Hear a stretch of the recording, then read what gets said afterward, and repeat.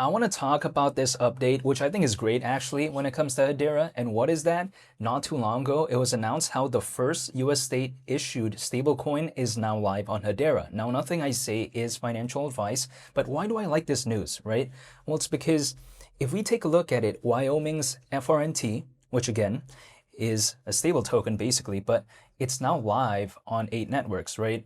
We take a look at Hedera, Arbitrum, Solana, Polygon, Avalanche, Base, which is Coinbase's layer 2. We take a look at Ethereum and Optimism. But again, Hedera is one of the 8. But here's the thing. What do I think makes Hedera just a lot more unique than some of the other ones that I just mentioned? It's because if we take a look at Hedera Hashgraph, it doesn't utilize traditional blockchain technology. It uses something called a directed acyclic graph. So just by default right there, it just makes it a little bit more unique in my opinion. So again, when people like to say, well, it's live on 8 networks, who cares about this if Hedera is just one of the 8? Totally understand that, but at the same time, we have to take a look at it sometimes in a different lens. Hedera, I think, is just a little bit different than some other projects out there, simply due to the nature of, I guess, the project, right? Again, Hedera Hashgraph, it doesn't utilize traditional blockchain technology. It uses a directed acyclic graph. But beyond that point, right?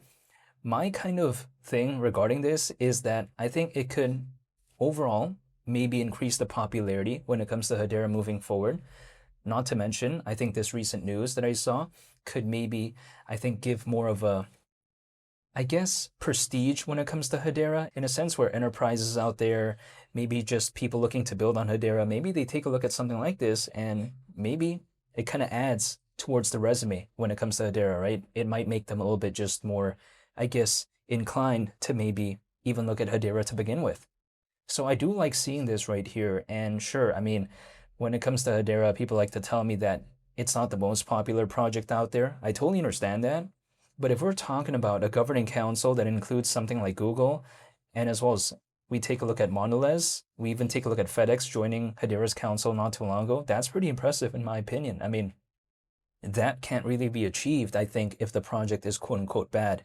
I think if anything, it's actually pretty interesting, and at least in my perspective. If HBAR never sees an altcoin season, in which case, I mean, we'll wait and see during the cycle, right? But if HBAR could just go back to maybe January of 2025, and let's say it goes to around 34 cents again, at that point, I'm already going to Brazil. That's the way to take a look at it, right? Time for me to go to Ecuador at that point because, I don't really need a hypothetical altcoin season anymore if HBAR could go back to that point.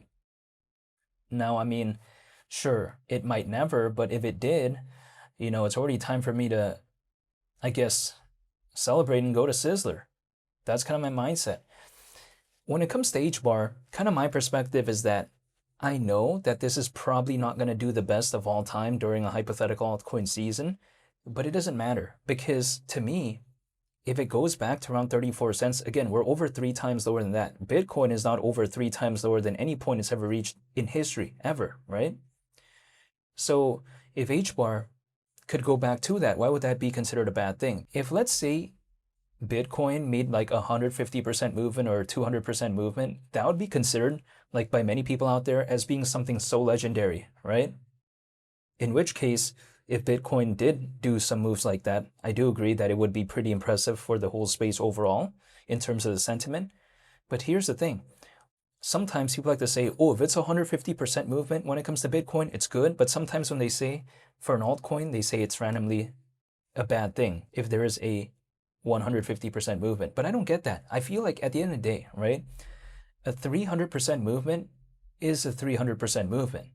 It almost doesn't even really matter in which project I see that in. If it does that, that seems pretty impressive to me. It's like at the end of the day, right? A Ferrari is a Ferrari. It can be in a garage. It can be, kept in a, I guess, outdoor parking space. It's still a Ferrari. That's the way you take a look at it. So at the end of the day, I mean, HBAR, if it could go back to around 34 cents, I don't think it's a bad thing in my perspective. That's how much we've had a pullback, right, in the grand scheme of things. Because again, HBAR just going back to January levels, basically, we're over 3 times lower than that. So at the same time, as of right now, I'm just going to stay patient and just hold. That's really about it. I mean, I can't really do anything beyond that. But at the end of the day, I mean, when it comes to Hedera, what else can I do?